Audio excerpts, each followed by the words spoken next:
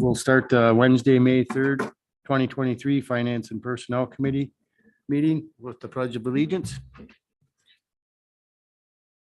I pledge allegiance to the flag of the United States of America and to the republic for which it stands, one nation under God, indivisible, with liberty and justice for all.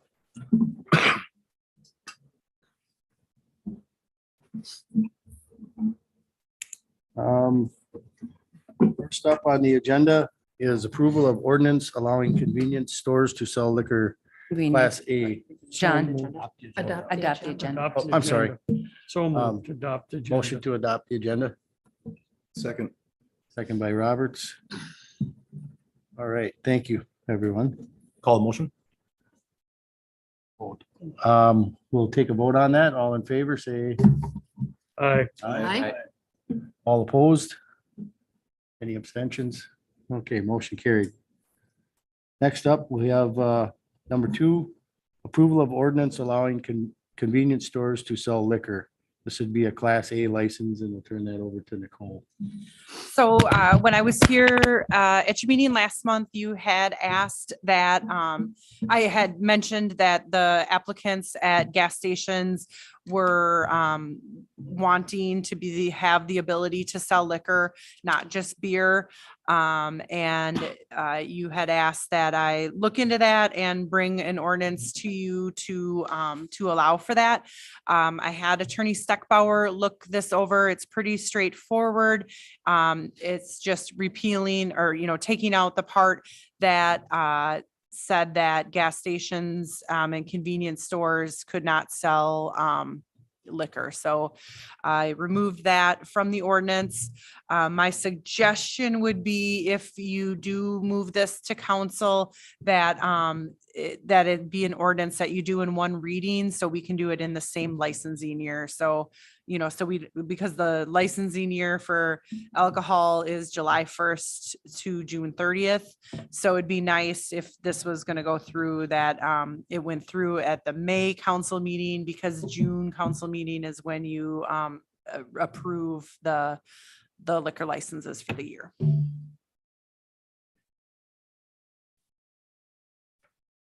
All right. So Thank you, moved. Nicole. Is there any discussion on that? Bring it to in one reading. I'll second that.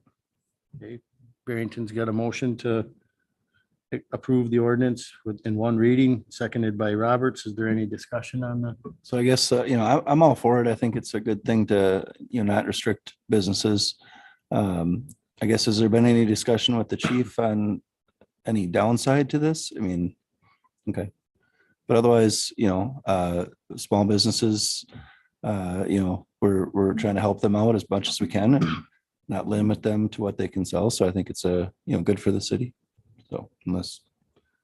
This means they can sell only, right? They can't drink on that premises, right? Right. They would still have to follow all the same rules that your liquor stores and grocery stores are following. It's just removing the city of New London, their rules that were extra, I guess. They still would have to follow state statute for a Class A liquor license. And I mean, I think all of those businesses, just from, being at the front counter and collecting the fee, they're just always looking for ways to make more money. So. It's kind of funny. We had them limited for years, Yeah. They were not happy about that. And they're happy at the prospect of being able to sell liquor. So.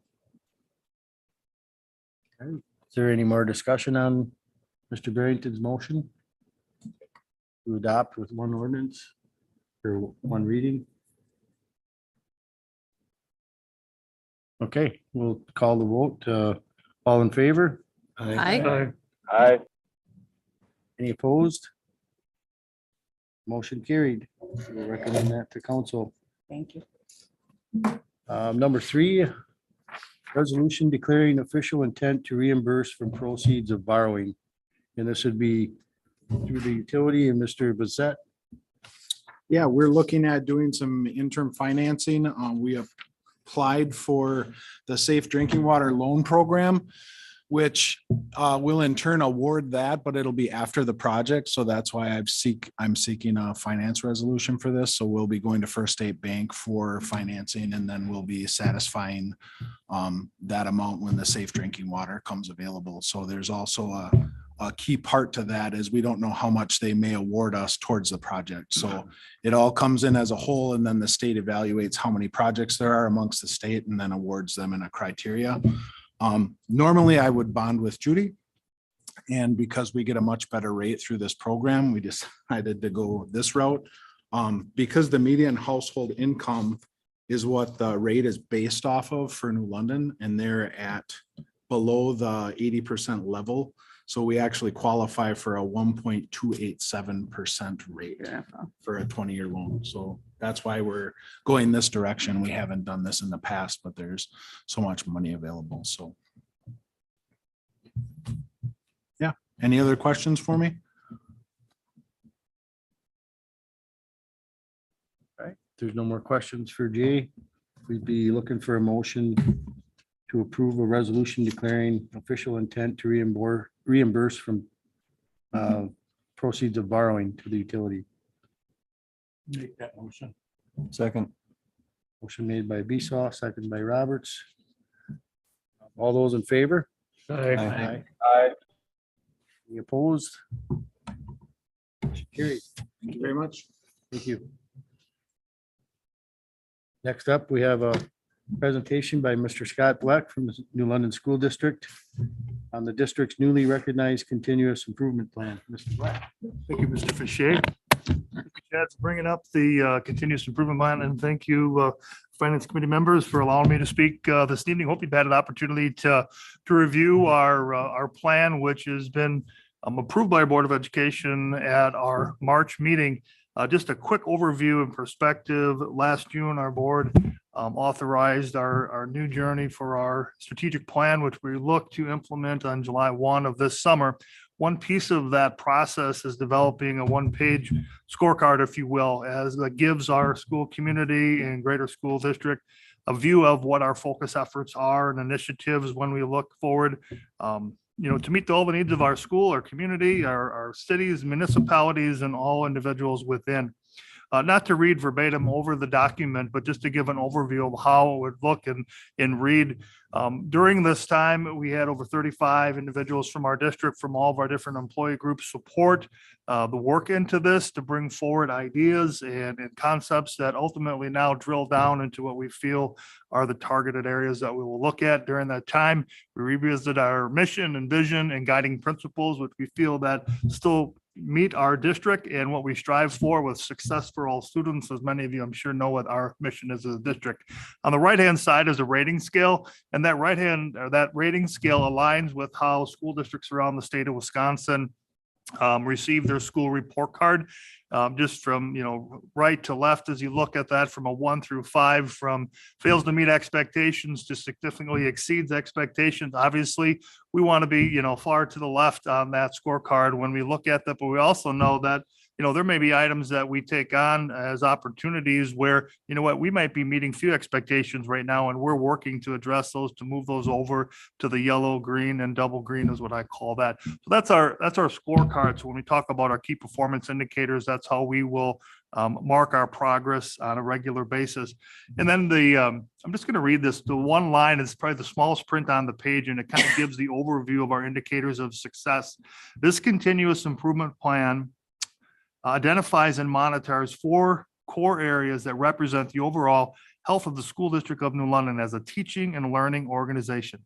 Listed under the core areas are key performance indicators known as KPIs and the percentages at which they contribute to the overall rating in that core area in which they belong.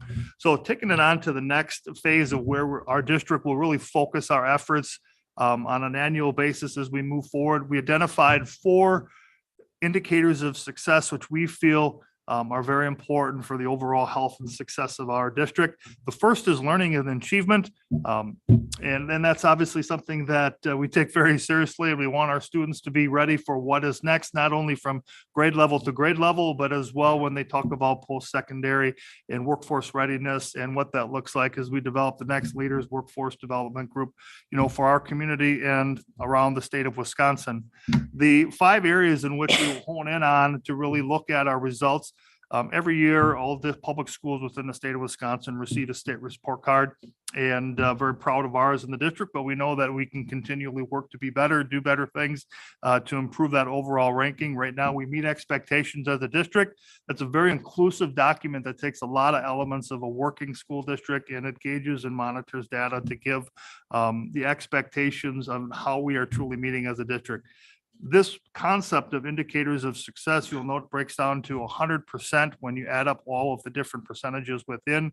You'll note that the state report card reflection will be a 50%, the highest of the entire report card, which it should be within. Other just topics or interest on that learning and achievement, college and career ready, which I had mentioned, local assessments, iReady assessments, and growth assessments. That's primarily at our elementary and middle school in the areas of English language arts and math. And then lastly, the ACT, which is a strong indicator of academic and preparedness readiness at our high school level, which all of our juniors take. And you can see the corresponding percentages that work into that. Our next area of focus was our financial and operational stability. As tonight, the council is talking about finance and what that means, how do we can continually bring stability and sustainability practice into our organization. That's our first indicator of success, our sustainability planning. What are we doing today that will reflect what will happen in the future, from building facilities, budgeting, establishing sound processes and practices. So when we are making sound decisions, we have those measures in place for us to look at. Fund balance, bond rating, 2 key elements is, within for sustainability, getting best rate of return when we do go to our public for support to demonstrate our accountability. Financial audit, which all of us are very familiar as well. Do we have best practices installed within our district to ensure that when we are using our resources within, it's accountable, it's practices are done to meet the need. And then lastly, open enrollment, just to touch on that one, knowing that one of the major funding factors for public education are students. More students over time, the more funding districts receive. That's the current formula, the key I'll say the key element in the funding formula within. We want to always look at ways to encourage open enrollments. As I sit in on some of the planning and strategies meetings with Mr. Hirth and our community, looking at how can we bring people into our district if they choose to see us as an educational destination. So understanding that, knowing that, and continually striving to meet that. Next item was safe, orderly, and healthy. Now more than ever, unfortunately, society has dictated that the safety of schools and any other public entity or place is always at risk. And we need to be prepared and ensure that our practices are within reason to ensure the safety of our students, our staff, and our greater school community within. Specifically within that key performance indicator, we're looking at student safety behavior. And what that will be, it's a reflection of what we would call major behaviors. All right. A major behavior is when a student perhaps made a poor choice. Okay, and how often and the frequency of a student that is making a poor choice in the school environment, and what are those root causes and why is it happening if we can figure that out. And then more importantly, what are we doing to address that, to ultimately always look for a lower major student behavior outcomes within the district.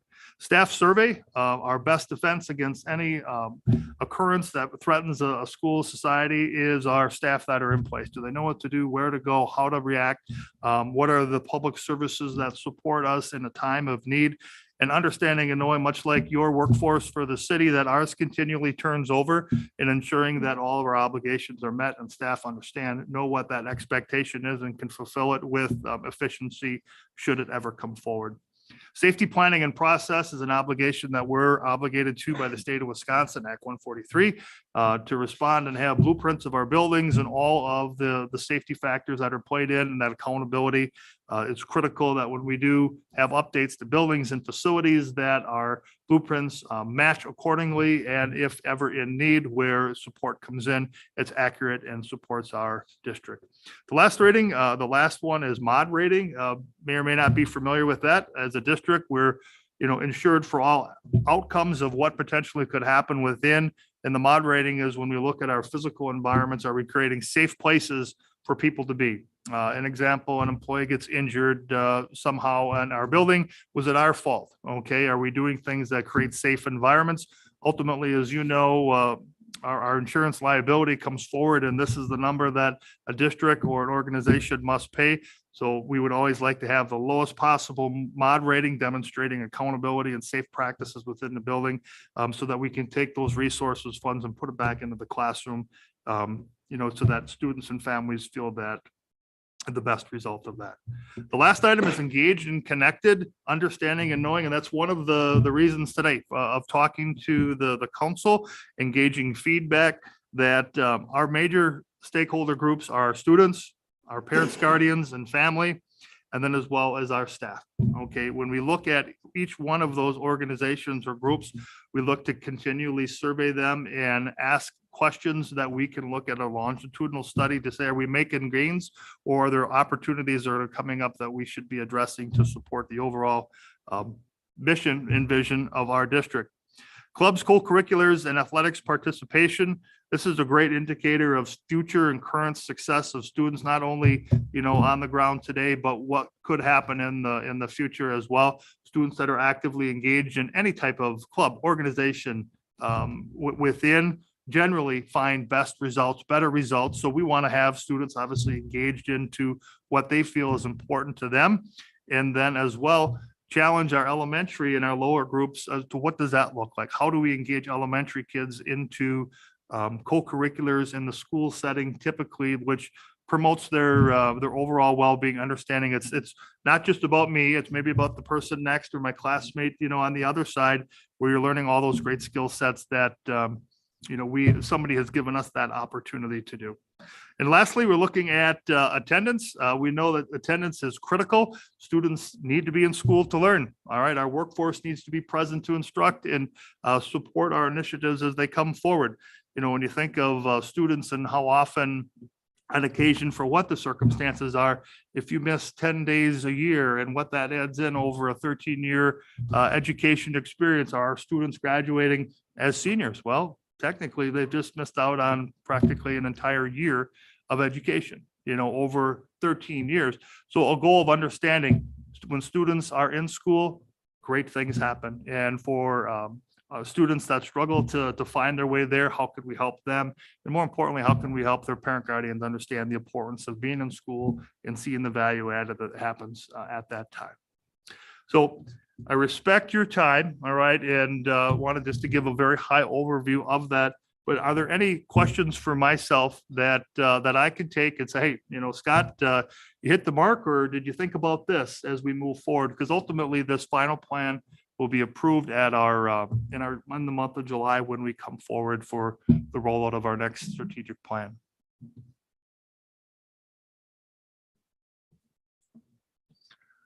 All right. Well, I do appreciate the opportunity. I will leave with Chad form as a hard copy and as well a document that we call Plus Delta form. And if you're so inclined, all of the indicators of success are on the back of the page. If you have feedback on any of them that you feel that would be relevant to our district as we process through this, if you just give it back to Chad and he'll find me to give that to me at his convenience. So thank you. Much appreciated. Is this an annual Yes, scorecard? this So is once the state scorecard comes out, then you would be, So yes, this is a continuous, this is something that'll be evaluated, referencing to basically on a monthly basis. When we look at it, when those benchmarks say that the school report card comes out, that's typically in the month of November. That would definitely be a touch point where we're going to look at it and then redevelop as to, all right, we did well here. Here's an opportunity. Let's focus our efforts to address it. All right, thank you. Thanks, Scott. You bet. Scott. Thank you, Scott. Next up on the agenda is Finance Director's report. Judy? thank you, John. All right, we're gonna start by looking at expenditures. And we are actually a quarter of the way through the year, which I couldn't believe. I was like, okay, where'd that go? So when we are looking at expenditures, I like to take a look at this one because it's a little more detailed. So if you think of a quarter, you're thinking 25%. So when I page through here, anything close to 25% is what you would anticipate. And as I went through before, insurance is high because we always pay that at the beginning of the year. Equipment replacement, we usually go out and get that equipment replacement early in the year, and or we are using also assigned fund balance to purchase some of that equipment. So sometimes that one actually go over 100%, and then at the end of the year, I'll make those adjustments. And then just about all of our debt service is paid already for the year. Does anyone have a question in particular on any of our expenditures so far for 2022? There is a lot of detail provided to you behind the scenes here in all departments. So if you ever have any questions and you see something later, please feel free to give me a call. I have no problem taking those calls and answering questions as you may see something as you go through this information. Oh, there we go. All right, and then the revenue side, again, we're at 25%, but when you're looking at the revenue side, that really doesn't matter because revenues are actually collected at specific times throughout the year. As you can see, we collected about 75% of our property tax revenue. The rest of that will come in August. Tax equivalents come in about November. So there's a lot of late timing when it comes to our revenue side. Our state shared revenue also, the lion's share of that comes in November. A small portion of it will come in July. And then one thing, if you notice here, our interest, actually, we've already collected almost 100%. When I was putting this budget together, I would not have anticipated that our interest rates have changed as swiftly as they had. I mean, for us, it's positive on our interest side. So for the interest side of our equation, I would anticipate that to continue to be over 100% as we move forward. One question for you, Judy. Where does the interest on these low interest loans say when they do a street or the sewer laterals or whatever they're doing and they pay back the loan, the customer pays the loan back to us? Where does that show up on? That's special assessment interest. Oh, okay. And it does show up in that line item. It's a small, very small portion of it. Because we're only, when we actually have been doing special assessments, we've been charging about 1%. So it is a small percent. I want to say maybe $2,000 in total throughout an entire year that we collect in interest. But that does go in that other financing sources interest line item. All right, thank you.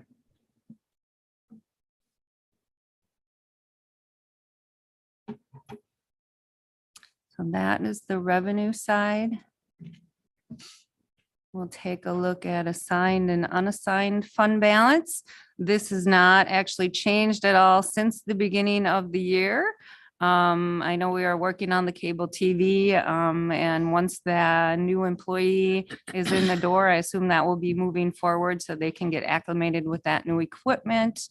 But otherwise, there really hasn't been any changes within the assigned or unassigned anticipated balances at the end of the year. Anyone have any questions on any of those? Then we'll move on to wheel tax. Again, I had indicated in past finance meetings that our wheel tax is actually a month behind what it has been. So we're collecting, so this is just January. Why they out about 2 more weeks than normal. I assume the same reason we are in the same boat, that they just don't have the people that are processing things. And I'm not sure if things are coming into them late or if they decided it's more efficient to do it later, but we do receive it all. It's just taking a little longer. And then here's a list of all of the projects that have been completed by the wheel tax to date. A lot of projects have been actually completed using that funding. And then the last thing that I want to talk about is I've been putting a lot of time into our 23 capital bonding. I've been working with Ellers on what that bonding is going to look like, and I did not actually attach it because it's been changing as I've been moving forward. And in fact, my last change was an increase to what the fire department equipment replacement dollar amount is going to be. That's at 350,000. Also, when talking to Ellers, I am no longer going to do a state trust fund loan because our interest rates are looking better at bonding than they are at the state trust fund loan. So in order to save dollars over time, we have put those items that we originally thought we were going to take out in state trust fund loans into the bonding, which includes the infrastructure downtown for that development. Another thing I'm considering as I'm moving forward with this is we want to see that contract come through. And there's a couple other items on this project costing that need to be looked at the Department of Public Works, in particular Caterpillar purchase, to see if the committee wants to move forward with that. And then there's an HVAC system at the senior center that was added. And then the Hatton Park 88 sidewalk, which has already actually been bid and talked about at Department of Public Works. That was bid along with Lincoln Court and State Street and St. John's Place. Another suggestion that I'm moving forward with, that Ellers had indicated that we not currently bond for Oshkosh Street, Beckert Road. And the reason for that is we are not sure exactly what that assessed value or that equalized value is going to look like if we wait 2 years. Number one, we're not paying interest on that money for the 2 years. And number two, we will know better how much that TID infrastructure can pay towards the bonding. So just to get ourselves, a little bit closer to better estimates for that bonding for Beckert, we're going to wait on that. So currently I'm looking at about $3.3 million. I know originally we had talked up to 6 and 7 million, 6 million originally, but we added $1 million because the state trust fund loan is what we were looking at for $1 million. So I'm going through all of this information now. Ellers is also kind of pushing me along saying, hey, rates are at about 3.4%. I'm afraid with the change at the federal level that things are going to go up. So you may see some special meetings for us to get through this stuff so that we can move forward on that bonding process. Remember, we are not in any obligation as we move through the process to actually bond. Things can turn sour. They usually move forward and things go, but there is a place for us as a community to say, that no, that doesn't look like what we would anticipate it look like, or you pull some things out. So just remember what we will look at first at the council level is a not to exceed dollar amount. So I'm trying to get this dollar amount as close to what we're going to look at as possible. So currently, like I said, probably about $3.34 million. And then I will have a list of those items. And again, we still have a little bit of a discussion about what's going to be in that bonding. And then we will begin moving forward as swiftly as possible, again, to take advantage of rates before we could possibly see another increase in those interest rates. So just to let you know where I'm at with that process. Any questions on that? We're still on track for 2025 for Oshkosh Street though. You are correct. What we will do is we'll bond again. I think the utilities might be in a position then. We will not need the bond. We can utilize that Same, yeah. That is really a nice positive program. that income of the state. Okay. Perfect. In the program, so there's also.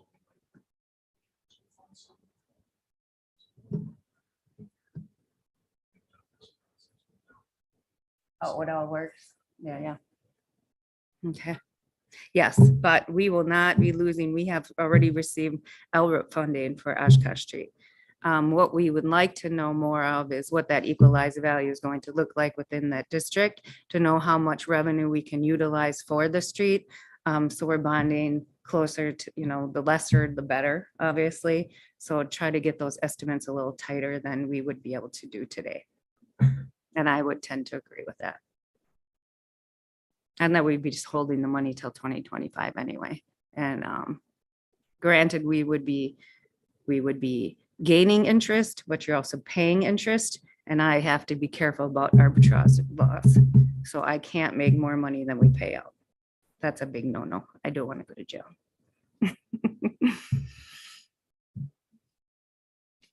Any other questions on that? A lot of moving parts. So, but then once we figure out, I have a meeting, actually another Zoom meeting with them tomorrow morning. And then I'm hoping to communicate with them about some of the timing. And then we'll let you know when that's going to happen.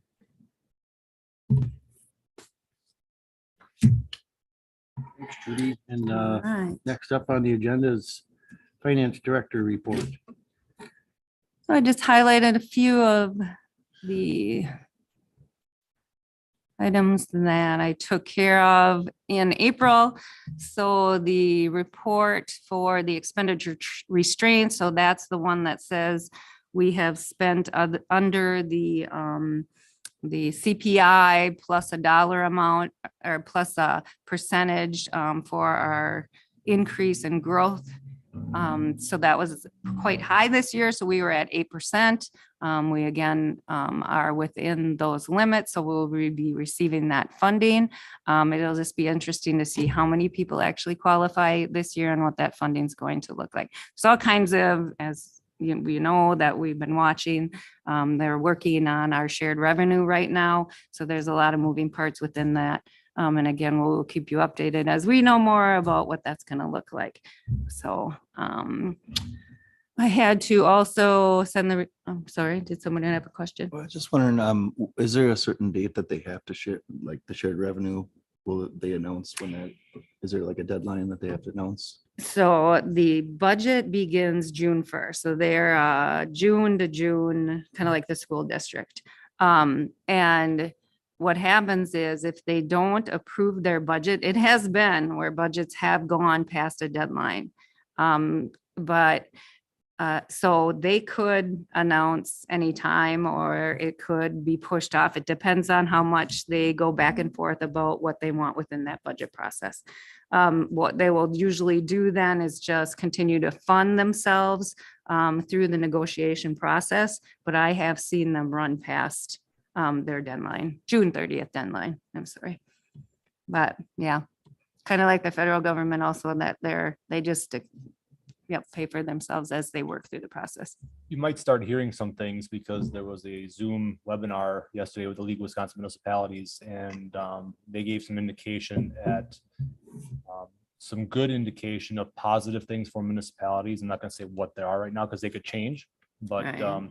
sounds like the bills are starting to go through. They're looking for co-signers. There's a lot of agreement on some good increases like we've been talking about for how many months now with state share revenue from municipalities and things. And I'm leery to give any numbers or anything, but it sounds like things are very positive. Things are going to be happening quickly. And we'll just kind of wait and see. So you might start hearing some stuff on the media, on the news about some things coming down the pipe for municipalities, helping municipalities with struggling budgets over the last how many years. Fingers crossed. Maybe it's good to go to Ashwaubenon then, huh? It was good to go at Ashwaubenon. Oh, It was good yeah. to meet with our legislators here, to invite our legislators here. Linda and I went up to the state for the governor's budget hearing, and the league has been doing a ton of work. So they said at that webinar, all that stuff has helped. This would not have happened unless on the local level, we haven't been helping the cause. You know, So- saying squeaky wheel gets grease. And it helped this year, I think, that the league, the towns association and the counties association were all on the same page collectively, a bigger force pushing the issue and getting something done. So, and they said everybody's not going to get everything because you can't just get everything. But they're saying that this is going to be potentially a very good number for helping municipalities, but we'll wait and see. Things can change. It could go to the governor and the governor might not sign it and then they'll start over. So like Julie said, a lot of wheels going on. Fingers There is, crossed. I read that bill today that was put forth. Yep. So, and a lot of what you just talked about, that the three were together and moving forward was a big change that had happened from one year to the next at the Towns Association, the Counties Association, and the league moved forward as a group, Yes. not against each other or looking at each other and saying, no, I want that and you can't have that. So yeah, that was a big positive. So the bill is moving forward. It just depends on where that negotiation happens once it leaves that area and that desk. And for Tim's point, it sounds like it's going to be two separate bills. It'll be one bill coming through now to change state shared revenue funding, but then later on, it's going to be the budget bill. So whatever they plan on and approve here, it's going to have to go in the budget. But you're going to see an initial bill come through and then later on, the actual, when they start doing the budget bill, it's going to be later. So. And they are currently talking about certain areas they would prefer funding over others. They'd like to see the funding. So I think one of the things, Chad, that you talked about when they were here, that it'd probably be a great idea for that communication process with them to continue. So if and when that funding is funneled through, that we provide information on the other end about how those dollars were spent, because I think sometimes they're a little concerned about where those dollars that are being brought into the communities are being spent. So I think that would be a positive. We keep that communication open so that we're not always waiting till the last second to say, hey, this is how we spent the money, and we need it in order to continue our infrastructure, police department, fire departments, and yeah. All right, so then I had to report about our ARPA funding to the U.S. Department of Treasury for the year ended December 31st. At this time, the $742,309 has not been spent, and that will be expensed actually this year, and we'll be utilizing that so that we don't have to bond for that dollar amount for our infrastructure. So it'll be used as part of our project costs for 2023. I continue to work with the auditors on any questions that may arise. Again, I talked about the bonding here that I've been going through with Ellers. I attended a CIVMIC strategic planning, our insurance company meeting. I am on that board. So I attended that. I entered our audit entries, getting myself ready to file the state financial report, which is due by the 15th of this month. So that's the lion's share of what I'll be doing before the 15th of this month. Met with Chad and Robert on some downtown lighting and other items as they arise on that project. Met with Ginger on some capital requests that she had after bidding and went through that schedule with her. Been adding account numbers for our 23 bonding as we move forward on expending some of those dollars. And then we actually had MPEC, which is our property insurance company, come and do an audit on items that we had added since the last time they audited us, or took a look at those items. And Luke actually worked with me on that and took them around and showed them, as an example, our new boat docks and things of that nature that were added. I think the sewage plant added some infrastructure too. So he took them around and took care of that for me. So I appreciated that. And that's it. Any other questions? All right, thank you, Judy. You're welcome. Next is questions and answers. Anybody have any thing to bring up? And if anybody has any things for future meetings, make sure to please bring that up to Chairman Dorsey or Judy or Chad and get them on the future agendas. Next, is there a motion to adjourn? So Second. Motion by Barrington, second by Roberts. All in favor? Aye.